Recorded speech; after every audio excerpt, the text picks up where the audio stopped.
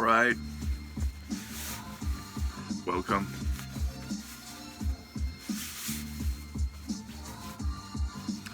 Fixing some stuff, backing up. I wanted to make a few very important points. Essential points. And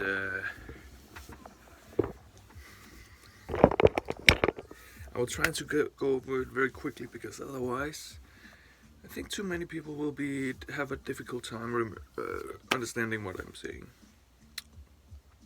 I don't know if you've noticed that let's call something like humans had like a natural right. They had once upon a time natural rights for everything, and these rights meant that you could even though it wasn't written down or anything, but by living on earth as a free human being, you were able to eat and sleep and walk, talk, whatever, pretty much wherever you wanted. And there was, of course, the saying that you probably, goes without saying that there's a big group of lions over there. Probably shouldn't go over there. Or there's a big tribe over there that's very dangerous. Don't go over there. But otherwise, there was plenty of room. And you might also have noticed that how we due to our low infertility rates, seem to have married ourselves with the government, in the sense that by participating in society, we have lost our fertility rate. It's dumped down to such a low rate that we now need the government to step in and help with paying the doctor, laboratory, blah blah blah, or you have to pay it yourself. Suddenly, we have effectively something very near eugenics, except there's no rules written down on it or anything, but we are also our natural rights to have children, like it's also being taken away from us by participating in society. I hope you catch my drift. What about where you live? Once upon a time, as a human being, you could stay where you can live where you are. On the land you were born, you had the right to be there as much as the next guy. But what happens now? Sometimes I don't know how. I'm the only one who cannot look at these crazy liberal thoughts as we are free, we are the land of the free, or like that's the U.S. people, and here in Denmark we call ourselves free and liberated people. Yet, dumbass, you cannot, you have no right to live. Your natural right as a human being to live where on the land you were born is gone. You cannot move anywhere. Your natural right to move here and there is gone. No, you have to participate in society, which takes away your fertility. You have to participate in society, in pollution, in poisoning yourself with the chemicals. Then you might get a passport, and you might be able to get a square plot of land where you are so lucky as the big oppressor will leave you alone because you're paying the protection money. I have no clue how this. To me, it is a joke, like it's like the bully realizing he's outnumbered, going on instead to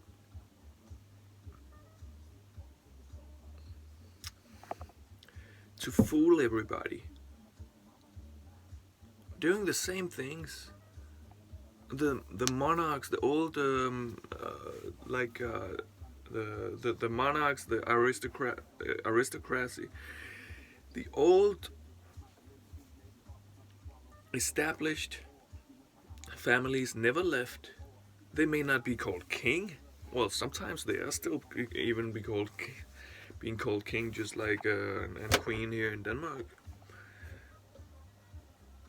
But so frustrating, so frustrating. It's like a foolish game. How do you, when you are hundreds and hundreds of years the ruler of a country, don't you think you can learn a few tricks of the trade? Something that the peasants, us, do not know? Ways to fool the peasants? Ways to... Do you think this democracy was like really a blessing? It was us, the peasants, conquering the the monarchs? No, they fucking let it happen.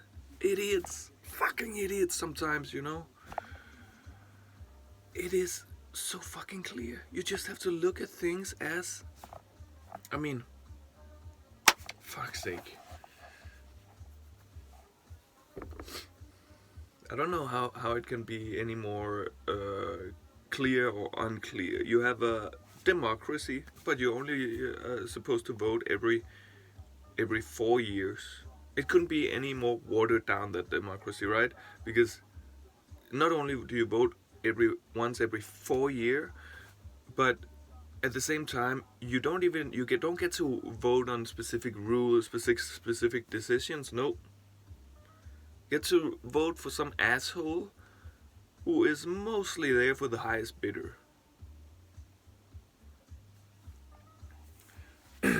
And for fuck's sake, what do you expect? You are promoting university degrees for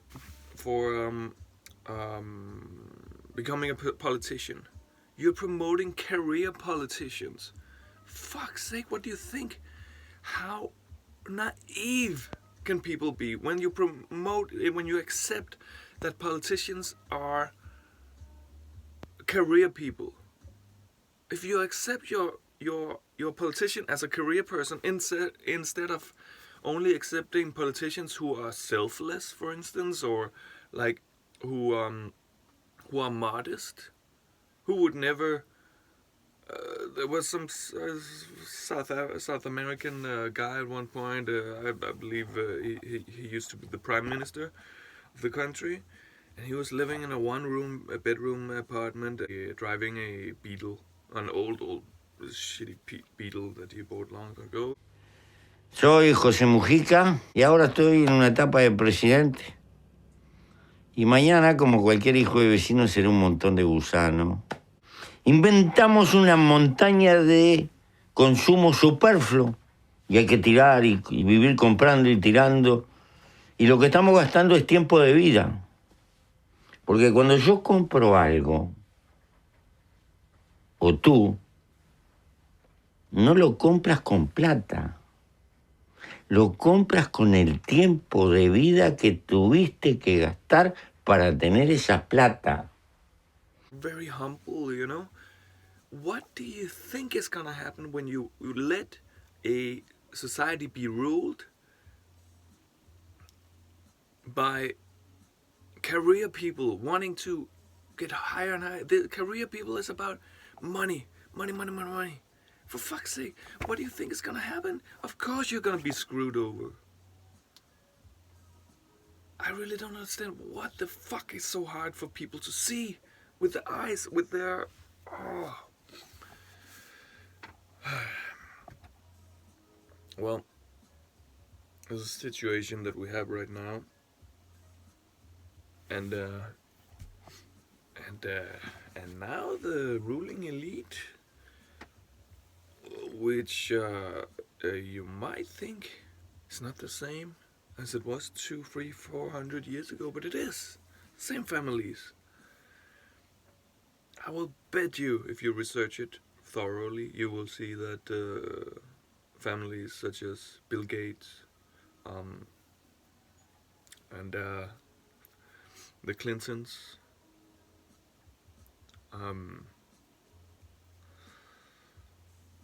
the Amazon guy, motherfucker. Right on through here, Mr. Bezos. Another point, for fuck's sake. Do you see how society is distrusting? I mean, the government is distrusting everybody, right? We are all into question because we could be terrorists since 2001. We could be terrorists, right? So we all need to be called into question and being surveilled, right? Then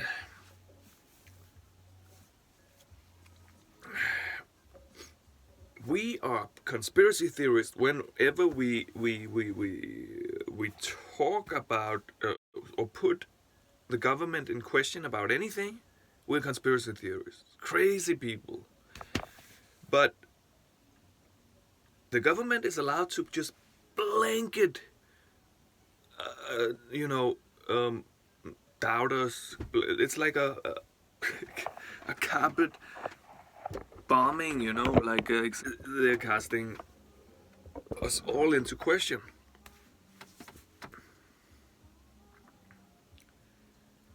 And they consist of mostly unelected officials.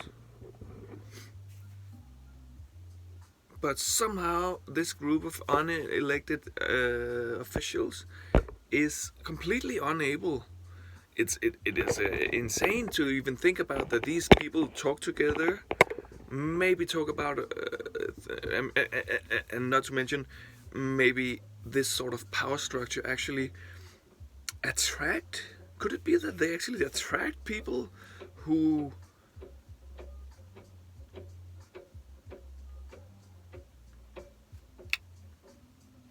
are power hungry? Could it be?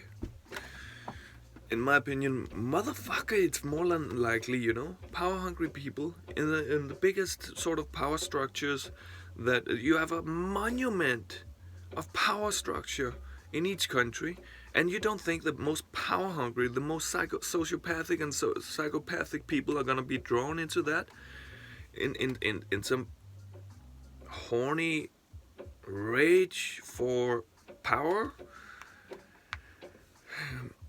I mean, for fuck's sake, who taught people to think? I don't understand. I mean, of course, the one thing we should question is our government, especially when they're telling you to lock down, go inside, especially when they are instigating riots, especially when they're covering over a complete global financial collapse, trying to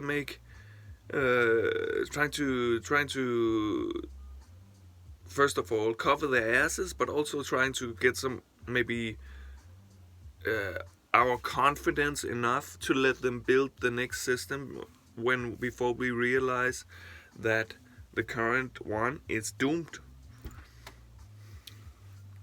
Anyway, guys, I don't know, sometimes I just have no clue. We have been dumped down, apparently, generation for generation, and sometimes I don't even think it's so much that it's dumb, that we are dumb people as such. It's just like, the conspiracy theorist thing. This is like, people don't realize that this is the government not wanting you to speak about conspiracies, because they are the biggest haven and harbor of conspiracies.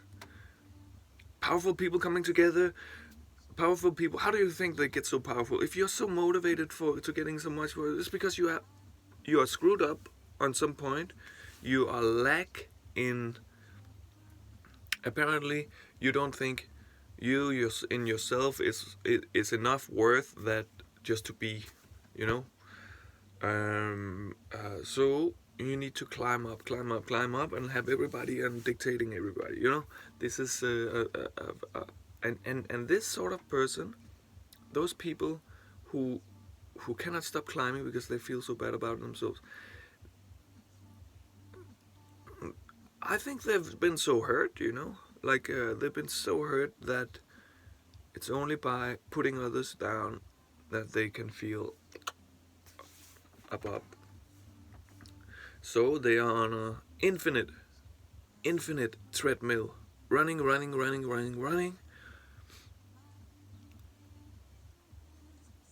just to, you know,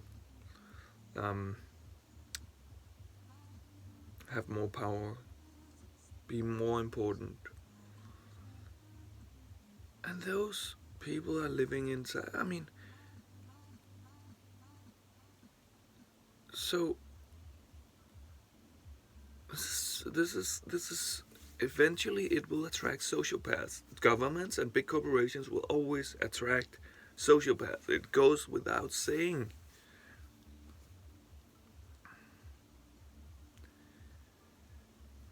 But why do we need to pretend it's not like that? As though that, I mean, then you're called a conspiracy theorist.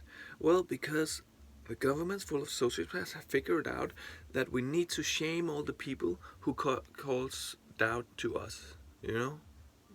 So there's another one of these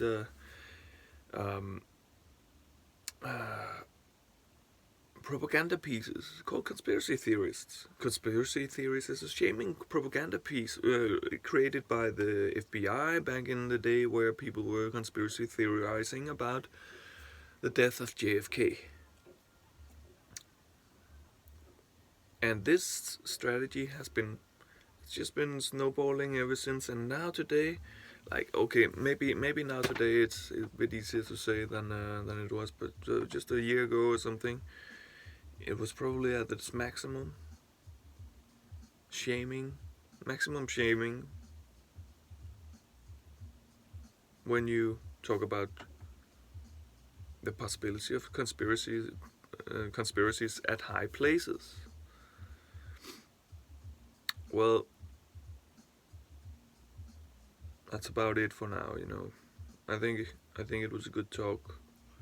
I have a billion more points, but gotta start one place. I hope you understand what I'm saying.